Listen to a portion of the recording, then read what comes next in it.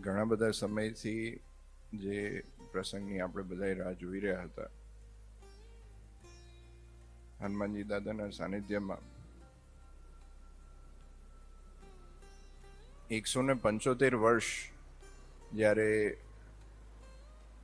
અહીંયા બિરાજમાન એવા વીર હનુમાનજી મહારાજનો જ્યારે થઈ રહ્યા છે, અયોધ્યા પ્રસાદજી દાદાએ જે હનુમાનજી મહારાજ સ્થાપ્યા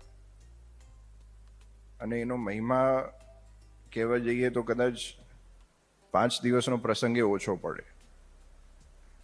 અને સ્વામિનારાયણ ભગવાને આપણા પર કૃપા કરીને અમારા જ કુળ દેવતા અને એમને અમદાવાદના અલગ અલગ વિસ્તારમાં જ્યારે અયોધ્યા પ્રસાદજી મહારાજે જ્યારે સ્થાપના કરી,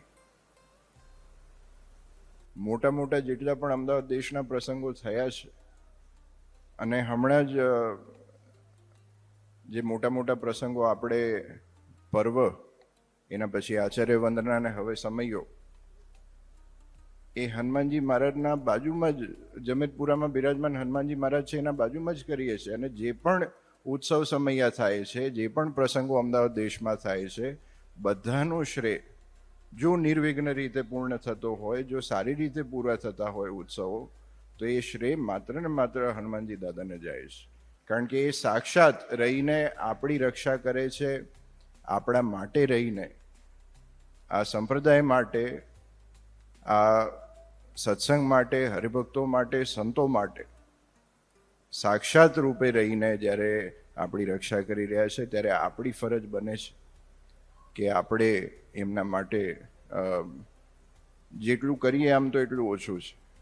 કારણ કે ભગવાનનું ઋણ આપણે ક્યારેય ચૂકવી શકતા નથી, પણ આપણા શક્તિ પ્રમાણે, આપણા ક્ષમતા પ્રમાણે જેટલું પણ કરી શકતા હોઈએ, એમાંથી આ એક પ્રયત્ન જ્યારે 175 વર્ષ આમ હનુમાનજી દાદાને થયો છે, ઘણા સમયથી વાત પણ ચાલે છે કે આખું જીર્ણોદ્ધાર કરીને અને સરસ એવું એક મંદિર થાય કે અને હરિભક્તો માટેની વ્યવસ્થા થાય, તો એની પણ ચર્ચા થઈ રહી છે. એ પણ ટૂંક સમયમાં એ પ્રોજેક્ટ આપણા સમક્ષ આવશે, તો એમાં પણ આ બધા હરિભક્તોએ જોડાઈને સાથ સહકાર આપવાનો છે.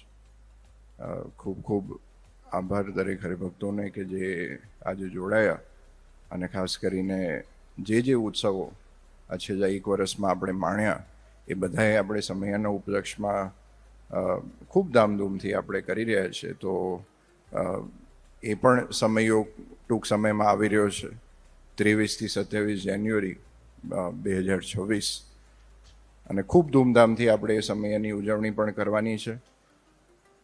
શરૂઆત એની વસંત પંચમીના દિવસે મૂડીમાં થશે 23 તારીખે, ત્યારબાદ સાંજથી એની શરૂઆત અમદાવાદમાં 27 તારીખ સુધી આપણે સમયો ઉજવવાનો છે.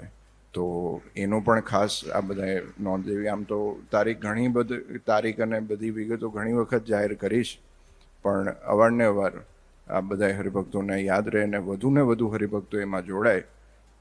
નાની મોટી સેવા જે પણ પોતાની શક્તિ પ્રમાણે, પોતાની ક્ષમતા પ્રમાણે એમાં કરી શકતા હોય, જરૂરથી કરજો.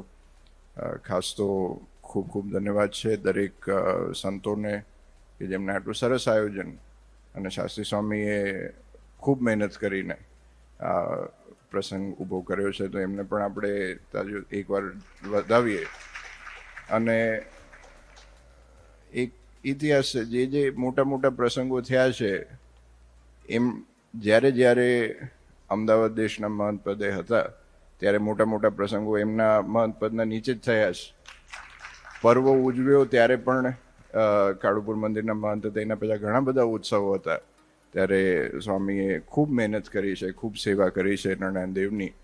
અને 200 વર્ષનો ઉત્સવ હોય ત્યાં સુધી એ તમારે રહેવાનું છે સ્વામી હનુમાનજી દાદાનો. અને આપણે સંતો છે, આપણા હરિભક્તો છે, આપણી મૂડી છે. અને અમદાવાદ દેશમાં એકતા છે, એટલે અમદાવાદ દેશમાં વિકાસ છે. અને એકતા છે અને સાથે સાથે પ્રેમ છે. જે પ્રેમ પરિવારજનો વચ્ચે પણ નથી હોતો, એનાથી પણ વિશેષ પ્રેમ અહીંયાના સંતો અને હરિભક્તો વચ્ચે છે. અને એ આપણી મોટામાં મોટી એસેટ છે અને એને આપણે જાળવીને રાખવાનો છે. કારણ કે જ્યાં સુધી એ પ્રેમ ભાવ હશે, જ્યાં સુધી એકતા હશે, ત્યાં સુધી વિકાસ છે. અને જે દિવસે કોઈ સહેજ પણ એમાં આડું અવળું થયું, એ દિવસે સમજવું કે આપણો વિકાસનો દોર ધીમો પડવાનો છે.